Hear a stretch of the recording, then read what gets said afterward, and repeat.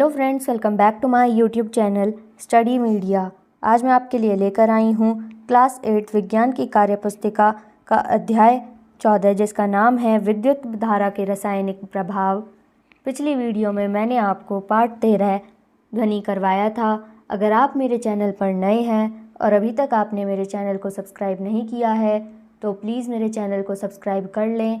मैंने अपने चैनल की प्लेलिस्ट बनाई हुई है, आप जिस भी लेसन को देखना चाहते हैं प्लेलिस्ट में जाके देख सकते हैं। तो चलिए अध्याय 14 शुरू करते हैं। प्रश्न 1, आप सुबह उठने से रात को सोते समय तक विद्युत से चलने वाले किन किन उपकरणों का उपयोग करते हो? इसका उत्तर है विद्युत बल्ब, विद्युत चूल्हा, विद्युत मोटर, मधानी, गीज़र, प्रेस इत्यादि का। प्रश्न 2, इन उपकरणों के अलावा और कहाँ कहाँ विद्युत का उपयोग होता है? रेलगाड़ी विद्युत से चलती है, कारखानों में मोटर चलाने में, घरों में रोशनी के लिए। प्रश्न 3, कुछ ऐसी चीज़ों के नाम सोचकर लिखो जिनमें से विद्युत प्रवाहित होती है। सोना, चांदी, एल्युमिनियम, तांबा, ग्रेफाइट इत्यादि। प्रश्न 4, कुछ ऐसी चीज़ों के नाम सोचकर लिखो जिनमें से विद्युत प्रवाहित नहीं होती है। इसका उत्तर है प्लास्टिक, लकड़ी, कांच इत्यादि। प्रश्न 5, जिन चीज़ों में से विद्युत प्रवाहित होती है और जिन चीज़ों में से विद्युत प्रवाहित नहीं होती है उनमें आपको क्या फ़र्क नज़र आता है? इसका उत्तर है जिनमें विद्युत प्रवाहित होती है उनमें मुक्त आयन होता है। जिन चीज़ों में विद्युत प्रवाहित होती है वे विद्युत की सुचालक कहलाती हैं, जिनमें विद्युत प्रवाहित नहीं होती है ये विद्युत की कुचालक कहलाती हैं। गतिविधि 1, निम्नलिखित गतिविधि को ध्यान से पढ़ो और प्रयोग कर इसके आधार पर दी गई तालिका को पूरा करो।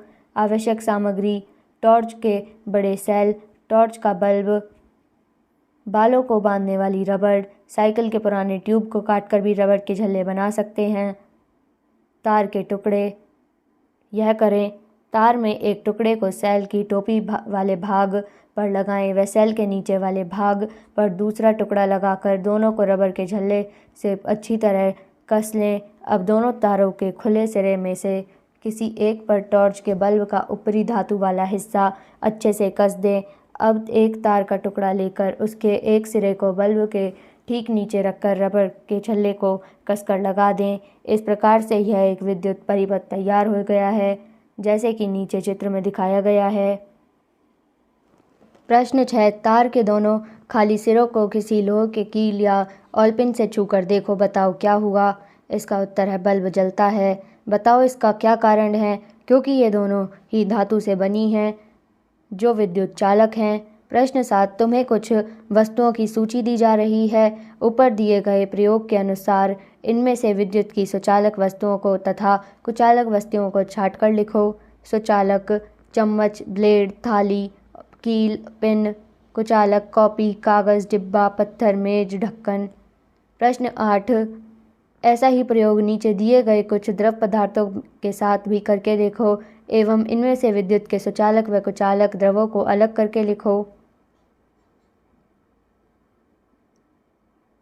पीने का पानी, नींबू की शिकंजी, नमक का पानी, चाय, दूध ये सभी सुचालक हैं क्योंकि इनमें अम्ल, लवण या क्षार है। यदि आसुत जल को विद्युत का सुचालक बनना हो तो तुम क्या करोगे? नमक, अम्ल या क्षार मिलाकर।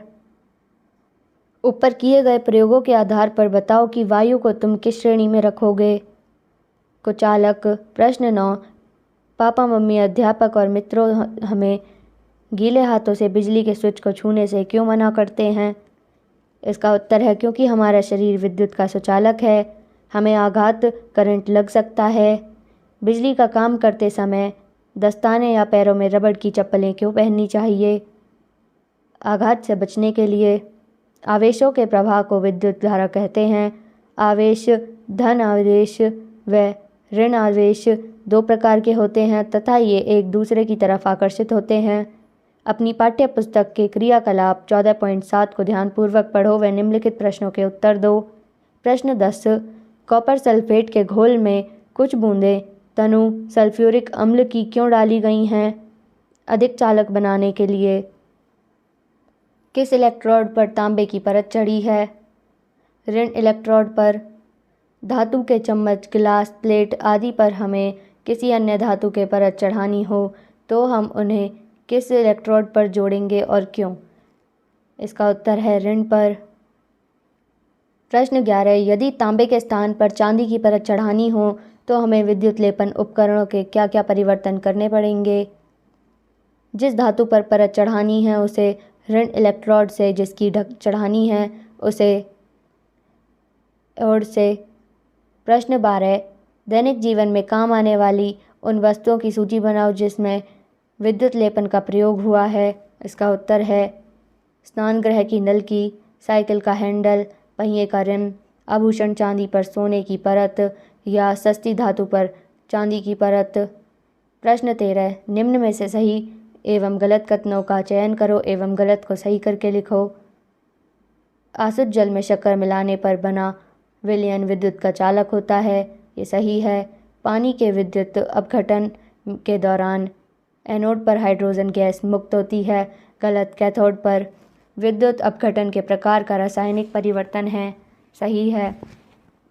विद्युत लेपन में जिस पदार्थ पर परत चढ़ी होती है उसे एनोड की तरह इस्तेमाल किया जाता है, गलत। कैथोड किसी चालक द्रव में विद्युत धारा प्रवाहित होने पर रासायनिक अभिक्रियाएं होती हैं, इसे विद्युत धारा का ऊष्मीय प्रभाव कहते हैं, गलत। रासायनिक प्रभाव। तो यहाँ ये वीडियो ख़त्म होती है। अगली वीडियो में मैं आपको अध्याय 15 कुछ प्राकृतिक परिघटनाएं करवाऊँगी। ये वीडियो आपको कैसी लगी मुझे कमेंट करके ज़रूर बताएं। वीडियो को लाइक करें, शेयर करें और चैनल को सब्सक्राइब करना ना भूलें। Thank you.